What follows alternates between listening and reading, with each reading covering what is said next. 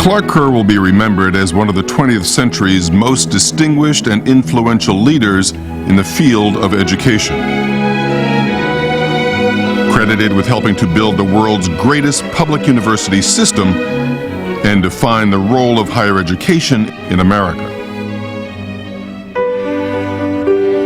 Born on a farm in Stony Creek, Pennsylvania in 1911, Kerr grew up working in the fields and was educated in a one-room schoolhouse. His father was a school teacher and a farmer. His mother, a milliner, died when he was 11. Kerr's parents were determined to provide advanced schooling for their 4 children.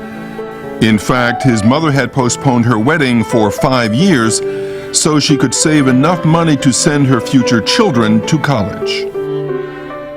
At Swarthmore College, Kerr joined a Quaker service group called the Peace Caravanners. He traveled the country with them for 3 summers, advocating world peace. After earning degrees from Swarthmore and Stanford, Kerr completed his PhD in economics at Berkeley in 1939. While still in graduate school at Berkeley, Kerr met his future wife, Catherine K. Spaulding, at a student meeting. Speakers from the Communist Party dominated the event. During it, Kay passed him a note asking, "Are you a communist?" He responded, "No." She wrote back, "I'm not either." The two married about a year later on Christmas Day, 1934, and went on to have 3 children, Clark Edgar, Alexander, and Caroline. Although Kerr became a very public figure, his home, his family, and his privacy were always very dear to him.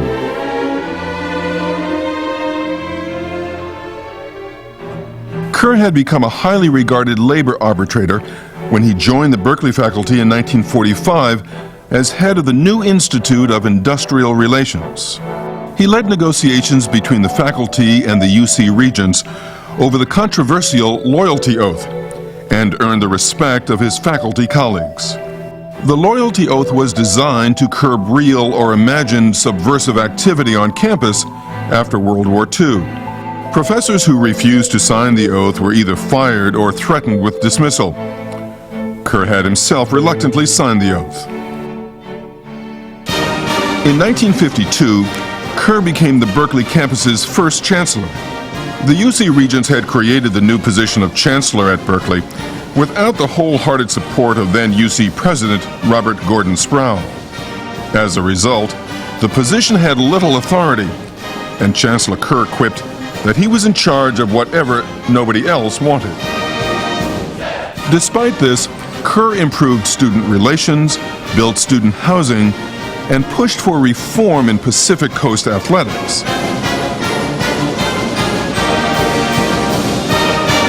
Later, when he became president of the University of California in 1958, Kerr transferred more authority to campus chancellors. In 1959, President Kerr was a major force behind the Master Plan for Higher Education in California, a 3-tiered system of colleges and universities that guaranteed access to public higher education for all qualified Californians. As the principal architect of a blueprint for higher education, Kerr received national attention. Kerr served as an advisor to U.S. Presidents Eisenhower, Kennedy, and Johnson on government relations and labor management, and consulted with experts in other countries. As the 12th UC president, Kerr oversaw the rapid expansion of the university system with the addition of the Irvine, San Diego, and Santa Cruz campuses. He also broadened freedom of expression by convincing the regents to lift a ban on speeches by political candidates on UC campuses.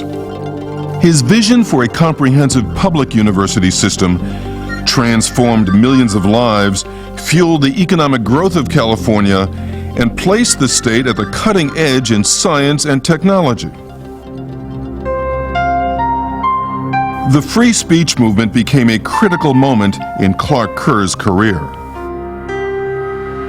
In the fall of 1964, a move to toughen enforcement of a long-standing campus ban on political activity led to a series of student sit-ins and demonstrations. Police are stepping on the demonstrators and being pushed from behind. It's a madhouse. The arrest of former student and activist Jack Weinberg provoked hundreds of protesters to gather and surround the police car in which he was being held. Kerr negotiated with protesters to end the 32-hour demonstration, but tensions continued. Who are you, by the way? NBC. A few months later, following the arrest of 800 students occupying Sproul Hall, Kerr addressed a mass meeting in the Greek Theater in an attempt to reestablish order. The constructive act as against the destructive blow. Respect for the rights Kerr of others. disagreed with the protesters' conduct, but he also advocated amnesty from campus punishment, allowing the courts to decide on criminal charges. Kerr's actions during these highly complex times won him both supporters and adversaries among the students and UC Regents. 2 years later, in 1967, Ronald Reagan took office as governor, and the UC Regents voted to dismiss Kerr. Recently disclosed FBI files revealed that Kerr had been targeted by Director J. Edgar Hoover for decades. In fact, much of the rationale used to dismiss Kerr came from unfounded allegations created by Hoover. Kerr would often say that he left the presidency just as he entered it, fired with enthusiasm.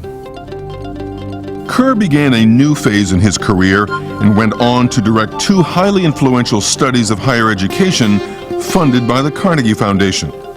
Believing that money should not be a barrier to a college education, Kerr pushed for federally funded, need-based financial support for college students.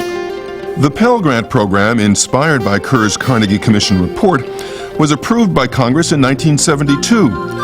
Last year alone, it helped 4.6 million needy students realize their educational dreams with $11 billion in financial aid. In retirement, Kerr continued to write, give speeches, and work on his memoirs, 2 volumes entitled The Gold and the Blue.